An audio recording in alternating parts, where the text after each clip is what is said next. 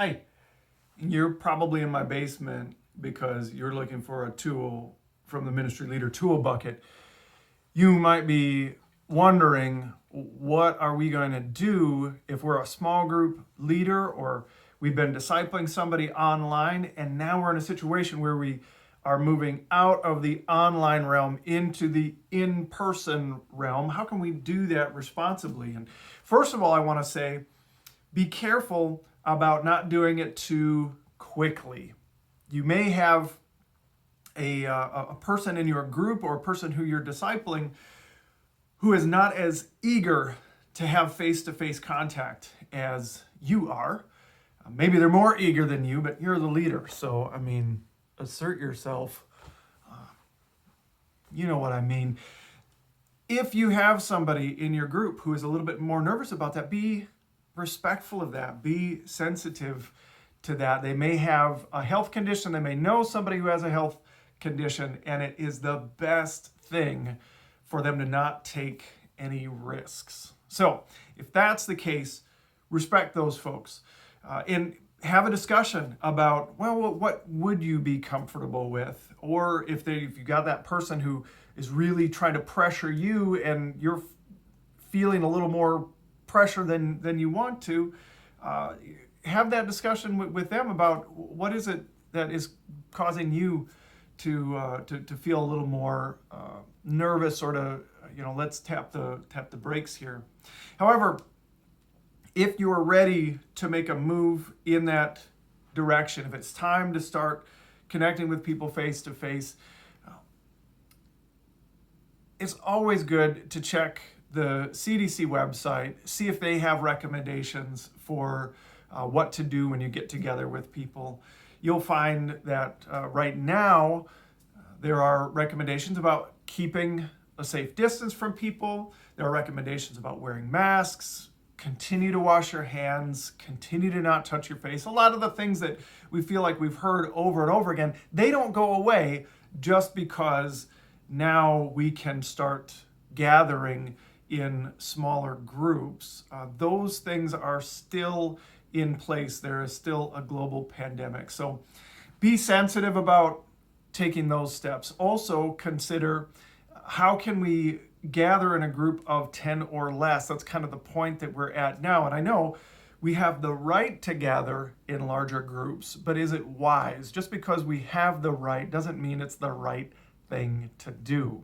So if you think about gathering in a smaller group, what you might consider is, do you have a campfire in somebody's backyard, or a front porch where you can set up a couple of chairs on the porch and a couple of chairs in the lawn, and still have a dialogue and a connection?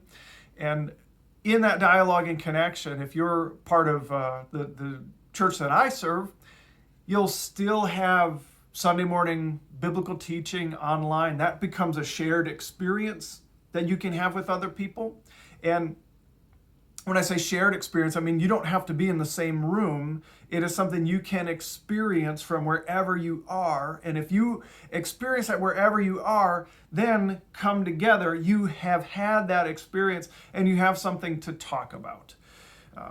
We have worksheets online. We're calling them RAD, which stands for Reflect, Apply, Discuss.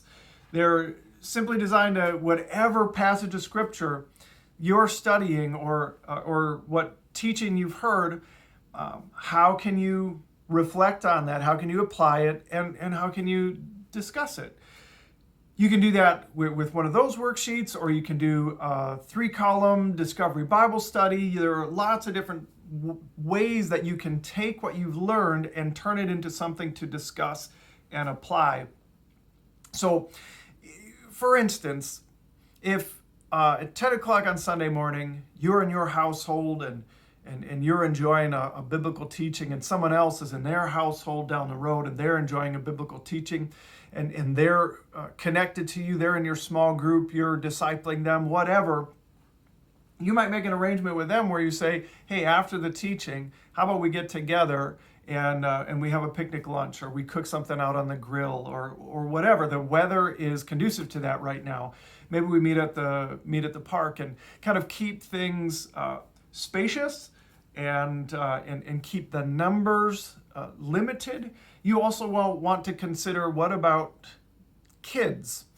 If you are part of a family with small kids and they are part of a family with small kids, kids are terrible at social distancing. They're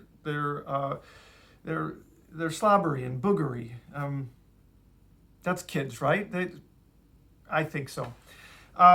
So it's hard to keep them apart from one another. You might consider, if you're thinking of people in your small group, you might consider helping them pair up in a way that a family without small kids could host a family with small kids, or vice versa, so that you don't have kids mashing together. So those are just a couple of steps that you can take to help move from a completely electronic virtual connection into a more personal connection, which tends to be more conducive for a conversation, for caring for one another, for praying together. Just keep it airy, respect people's feelings along the way, and just be smart about following guidelines that show that you care for and love not only the people who you're discipling, the people who you're leading, but also your community. And you're saying, I want to be a part of doing what is going to serve my community the best, not just what I'm most comfortable with. So, with those things in mind, I encourage you, take some steps as you feel comfortable to safely move towards connecting, and get out there and lead.